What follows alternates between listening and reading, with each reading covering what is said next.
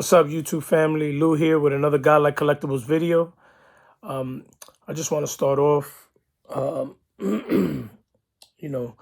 just wanted to, before I get into showing what I got, I wanted to show a few things that I have that came in the mail. I use this company called BSC. I never used them before. I always buy my cars through eBay, but buysportscards.com, I think it's called. And I decided to give them a shot, and I ended up picking up some cool stuff there. But, I'm a little under the weather right now. Not so much under the weather, like, I ended up getting my COVID shot, and kind of messed me up. I ended up with a fever last night, and it's mandatory at my job to get the COVID shot. Or if you don't get it, you have to wear a mask. I work at a hospital, so it kind of sucks when you got to be at a hospital and in patient areas and stuff like that. You got to wear the mask no matter where you go, unless you have your vaccination. So I didn't want to go through that again, where I have to go everywhere with a mask. So I decided to get the shot, but I wasn't a fan of getting it, but it is what it is. So now I was watching a video the other day with Theo Clemente Collector, and he with the four collectors channel, and he had Matt from THA Card Story, and he was talking about this Hank Aaron card that he had. It was a CSG, and apparently it was a fake, and it really started to make me wonder and made me think, is it even worth getting these cards graded anymore for the amount of money that we do spend on these graded cards? Is it just better to just buy them raw and keep them that way? You know what I mean? I know that the value for those that want to move cards, want to sell their cards and stuff like that, maybe that's the option you want to go because you want to be able to make more money. But, I can't imagine spending $1,000 on a card to then come out and find out that it was a fake. You know what I mean? As hard as we work for our money, as like this is supposed to be a hobby for us, and like for me to get taken for a run like that would be devastating. You know what I mean? And then I even saw a video that Mangini had posted a while back about this one guy that was taking PSA 9s, breaking them out, and then sending them to PSA, and then they come back at 10. And I think it was like 58% of the cards that he sent in that were PSA 9s originally when he cracked them came back a 10. Now, that a lot of cards, when it comes to the value of it, the difference between a 9 and a 10, it's a lot of money, especially on an expensive card. So again, I was like, man, is it even worth going after the 10s? Is it even worth going after them? Because, you're spending all this extra money, and the 10 could actually probably be a 9 and vice versa. So, I don't know. It's a little bit bothersome. Like, it's a little annoying to know that these things happen. And then when you think about the pop report, a lot of these guys that are cracking these slabs, it's not like they're sending a letter to PSA letting them know, hey, by the way, I cracked this slab, so it's no longer in the registry. You know what I mean? Like, it shouldn't, like, who's doing that? I really don't think that people that are resubmitting cards or cracking cards and resubmitting them somewhere else are letting these companies know. And now there's like a false pop report on how many of these cards are really in existence. So I don't know. It just, rubbed me the wrong way. It was kind of bothersome because it's like you think about buying these cards already graded because you think they're authentic, then to come and find out that it's not. And it was funny how we make fun of well, how I was making fun of Mangini in my video about, you know, about how eBay with the authentication and they were putting this over it. And it's like, he's right. You got eBay authenticating things and then it's not even authenticated. Like, it's not even like real. Like with the whole thing what happened with Matt, because apparently eBay also authenticated that, and then when you find out who's the people like doing the authenticity stuff for eBay, it's CGC.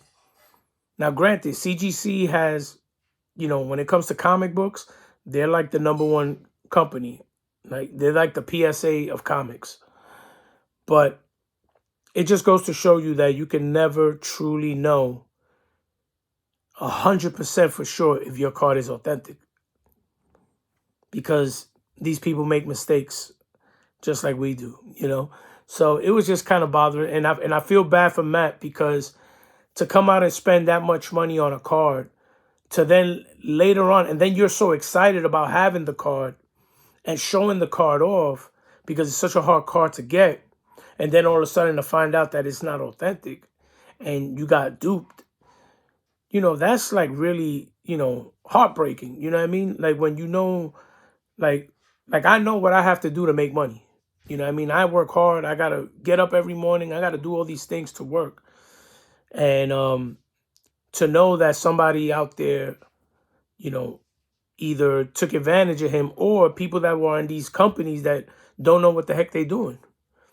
So it's very upsetting, and I feel bad for him. But he's a good sport about it. You know what I mean? I would have been probably crying about it. You know what I mean? But that's kind of devastating. But let me show you what I have. That was enough of my rant. And you guys can comment, let me know what you think. If I'm wrong, or if I'm right, or if whatever, if you agree, disagree. But what I ended up getting was in BSC, I ended up purchasing a couple cards. I didn't realize how much cheaper the cards are there. Like I got this Willie Randolph for $0.25. I bought everything off of the same buyer. I got this Willie Randolph for 25 cents. And this is the 85. I always liked Willie Randolph. He was good. Good second baseman. And, he was in that Yankee team when I was growing up. Don Mattingly, Willie Randolph. Those were my guys. So decided to pick that up. I got this beautiful 1981 Top Squirt Reggie Jackson. And what I love about this, that it's actually has the other end to it. It hasn't been taken apart. So when you open it, it actually like opens up like a flap. And you have this part on the top and then the card on the bottom, which is pretty cool. And then you can see inside there's the stats in the back of the card. Man, I was looking at comps on this, like graded. And graded, man, this card is like, not many are graded from what I saw, especially to have the top and the bottom piece, which is pretty amazing. But this look really cool. Really cool. So I'm happy to have this. I paid $1 for this, so I can't complain about that. Then these other pieces I have here, I got them because I was watching one of the live auctions from Baseball Collector Mike Monahan and JT, right? JT Gruden, whatever. I think that's his name. And they were doing the live auctions, and they had showed the disc, the 1976, the Isales disc, and he had shown a Thurman Munson. So I was able to get this. And I remember when they showed it, and Mike was like, man, I don't have that. And he told JT, if you got another one, put it on the side for me. So I ended up getting 2 of them. And I think I got these for $2 a pop. Or $2.25, something like that. These are really cool. Very cool. Love the Thurman Munson one. It looks really cool. And then I got the Reggie, Mr. October. So I got the Reggie. This one's a nice one too. So I figure I picked these two up. You know what I mean? Two Yankee greats. Even though I know he's on the Oakland Athletics at this point. This was before he came over to the Yankees. But I thought it was a cool card. He always had that iconic look with the glasses. You know what I mean? So I thought this was pretty cool. So I figured I'd get these. So yeah, I picked all of this up for like $8, man. I couldn't beat it. You know? Really happy with the squirt card. It's kind of cool. But yeah, that's what I have. That's what I picked up. I got other cards coming in soon, God willing. This hopefully before the end of the week. But I don't know, man. I'm starting to think maybe I should start just leaving everything raw. I don't know. I was thinking about sending in, my Albert Pujols. At least the cards that you picked up, that you personally opened out of packs, at least you know that those cards are legit. You know what I mean? So if you send those to get graded, then at least you know those cards are legit. They're authentic. Because you personally pulled them out of a pack. Kind of like with Orlando. You know what I mean? Like I saw a lot of his cards that he sent in to get graded. And he was talking about how back in the 70s or whenever it was, he actually opened those packs. And, he sent a lot of those cards in. So at least in that sense, you know that the card is legit.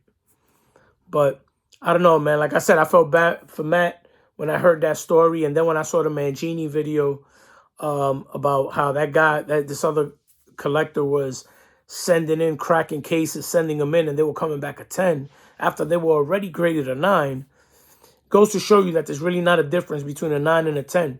So if you're going to spend, if you're going to get a card that you really want, then why spend all that extra money on a 10 when you could get the 9 and it probably is a 10 on the low, you know what I mean? So, but I appreciate you guys spending some time with me, listening to what I had to say, my rant, showing you what I have. And hopefully I'll get better soon. And the Phillies play today, so hopefully they win. I'm a Yankee fan, but, I'm going for the Phillies. I live in Delaware, so I'm kind of like in the middle between Baltimore and Philly. So the Orioles are out. So let's see if the Phillies pull it through. But I really do believe whoever wins this series between the Phillies and Atlanta, I think they're going to win the whole series. But take care. God bless. Be safe. Peace.